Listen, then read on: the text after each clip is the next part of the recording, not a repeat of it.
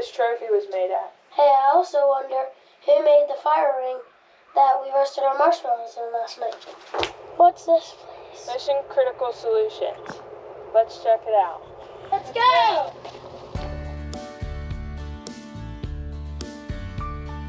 When America wins, we all win. Really kind of the things that set MCS apart. In shop, we have a weld shop, we have a fabrication shop, we have a machine shop, we have a purchasing and estimating department, we have an engineering department. We don't get our name put on these products or anything like that, but we get the internal gratification of knowing that, like, when these guys see these projects, they know that they played a role in helping build those things. They'll come out and talk to you and like your family, and like here they know your background, they know your life, they know you have kids, you have family.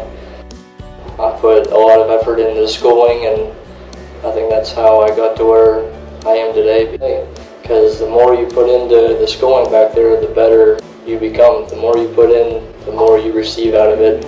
Yeah, so we want to keep it kind of in Bedford County somewhere that you guys can see it and know that, like, oh, you guys were a part of building this, whatever. So, and then, like I said, we'll donate it and work with you guys to figure out where it wants to go. So I think it'll be a lot, actually, better than maybe the trophies are cool and everything like that. But this one, you guys will get to have a real part in something. After careful consideration, we have decided to donate our fire pit to Outdoor Odyssey, a nonprofit organization in Somerset County. It's called Outdoor Odyssey. And they do a lot of like youth camps.